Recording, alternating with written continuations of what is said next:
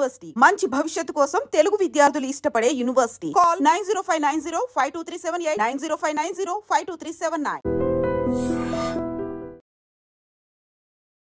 అంటే నాకు పర్సనల్గా చిన్న కంప్లైంట్ ఉంది సార్. చెప్పండి. ఏంటంటే ఆ రంగు కలర్ ఏంటి సార్, ఇది మొత్తం కలర్ ఏంటి సార్? అప్పుడు ఒక డిఫరెంట్ లుక్లో మేము కూడా చూడాలనుకుంటున్నాం సార్. మీకు చూసారో లేదో చాలా సినిమాల్లో యంగ్ లుక్ ఓల్డ్ లుక్ రెండు చేశాను. యంగ్ లుక్లో మరి కలరే ఉంటుందిగా. యా, మరి మళ్ళీ నేను రంగేస్తే డైరెక్టర్లు యాక్సెప్ట్ చేయట్లేదు. పెర్మనెంట్గా రంగేస్తానంటే ఒప్పుకోవట్లేదు.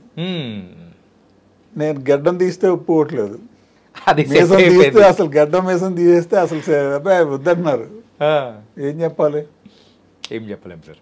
మనం వాళ్ళ తగ్గట్టే మనం ఉండాలి కాబట్టి వాళ్ళకి ఏ రిక్వైర్మెంట్ ఉందో దాని ప్రకారం వెళ్ళడమే నేను చేయగలిగేది. సో కొంత నా చేతుల్లో ఉంది, అంతా లేదు. ఓకే, కానీ ఆ సాల్ట్ అండ్ పెప్పర్ లుక్ మీరు యంగ్ అని చెప్పేసి అన్నారు చూసారా, మళ్ళీ రావాలో కూడా 2 డిఫరెంట్ లుక్స్ ఉంటాయండి. ఈవెన్ ఇప్పుడు ఓజీ అంటే కంప్లీట్గా బయటకు వస్తే తెలుస్తుంది.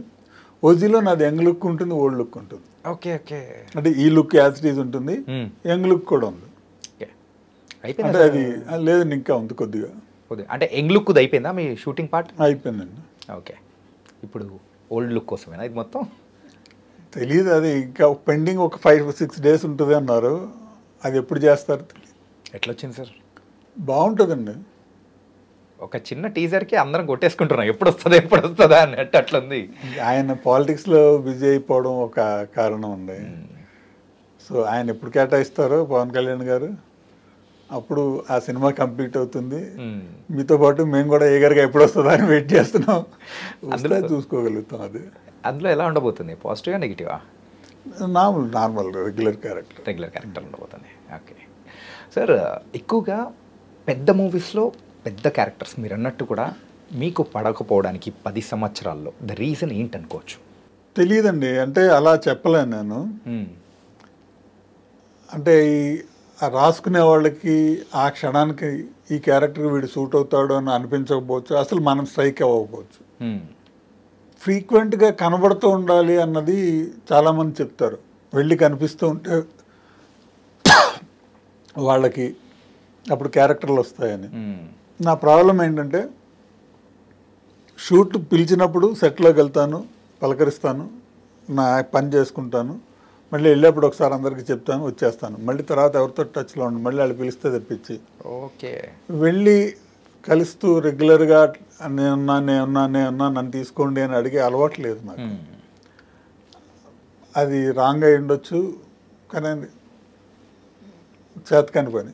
ఓకే, అంటే మీది ఒక డిఫరెంట్ జోన్ అని మాత్రం అర్థమవుతుంది సార్.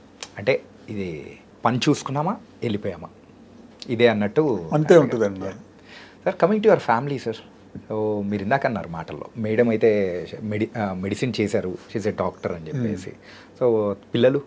ఒక అబ్బాయి అండి. నా వైఫ్ ఏమో మెడిసిన్ అయిన తర్వాత ఇప్పుడు తను నిమ్స్లో సీనియర్ మెడికల్ ఆఫీసర్ కింద వర్క్ చేస్తున్నారు. Nizam's institute of medical sciences అని పంజగుట్లో ఉంది, అందులో డాక్టర్ ఆవిడ. ఓకే, నాకు ఒకడే అబ్బాయి, మా నాన్నగారి పేరే రామ్షాన్. హాంకాంగ్ కాగ్నిజెంట్లో సీనియర్ ప్రాజెక్ట్ మేనేజర్ కింద చేస్తున్నాడు తను. ఓకే, మ్యారేజ్ అయింది, కోడలు తను అక్కడే ఉంటారు ఇద్దరు. మీ ఇంట్లో రియాక్షన్ ఏంటి సార్ ఇట్లా మూవీస్లోకి ఇట్లా అన్నప్పుడు? ఏంటి అని చెప్పేసి? ఏం లేదండి, వాళ్ళు ఒకటే చెప్పారు, ఇన్నేళ్ళు ఇంటి కోసం చేసావు, ఫ్యామిలీ కోసం చాలు, ఇక నీ కోసం నువ్వు చేసుకో, మేము అందరం సెటిల్ అయ్యి ఉన్నాం కదా, నీకు ఎందుకు ఇబ్బంది అన్నారు. అసలు ఏమన్నా కానీ అస్సలు వీళ్ళందరూ ఓకే సార్, కాకపోతే మేడం అన్నా కానీ ఎక్కడో చోట చిన్న మాట అసలు ఆవిడే ఫస్ట్ ముందు నీకేం కావాలో చేసుకు, ఎంతకాలం ఫ్యామిలీ కోసం యుద్ధం చేసావు కదా చాలులే అంది ఆవిడ. కమింగ్ టు యువర్ డాడ్ కానీ, సో 100 సంవత్సరాలు నిజంగా సూపర్ సార్. అంటే ఫాదర్ ఈజ్ నో మోర్ అండి, 90లోనే పోయారు. ఓకే ఓకే, మదర్ 82లో పోయారు. ఓకే, సో పేరెంట్స్ లేరు. మేము 5 పిల్లలు. మా అన్నయ్య సామలకోటలో ఉంటారు, మా నాన్నగారు మ్యాగజైన్ ఆయన రన్ చేశారు మొన్నటిదాకా. మా పెద్ద సిస్టర్ కాకినాడలో ఉంటారు, ఆవిడ కాలేజ్ ఉమెన్స్ కాలేజ్ ఏఎస్ అంటే అక్కడ అన్నవరం సత్యవతీదేవి ఉమెన్స్ కాలేజ్ అని ఉంది కాకినాడ జగన్నాథపురంలో. దాని ప్రిన్సిపాల్ కింద ఆ కాలేజీలో చదువుకుంది ఆవిడ.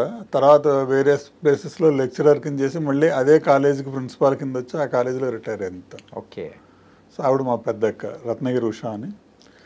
తర్వాత రెండో అక్క వెంకటగిరి శేష, ఆవిడ లెక్చరరే ఇక్కడ హైదరాబాద్లో నేనున్న ఫ్లాట్స్లోనే 5 ఫ్లాట్స్లో ఉంటారు.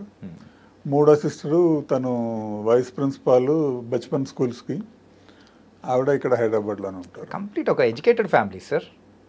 నేనే కొంచెం తక్కువ చదువుకున్నానండి, అందరూ పోస్ట్ గ్రాడ్యుయేట్సే. ఓకే. మా అన్న అయితే పిహెచ్డి హ్యూమన్ జెనెటిక్స్. ఓకే. మా అక్క ఇంగ్లీష్ లిటరేచర్లో పిహెచ్డి చేసింది ఆవిడ. నేను ముందు నుంచి చదువు మీద పెద్ద ఫోకస్ లేదు, కొంచెం అల్లరి ఎక్కువ ఉండేది. అల్లరి కూడా కాదు, క్లాస్లో ఉండేవాడిని కాదు. ఎందుకు సార్ అలాగా? నచ్చేది కాదండి. అంటే రీజన్ ఉంది యాక్చువల్గా. ఏంటంటే మా ఫాదర్ చాలా స్ట్రిక్ట్. పాత జనరేషన్ తెలుసు కదా, ఏమైనా చిన్న తేడా వస్తే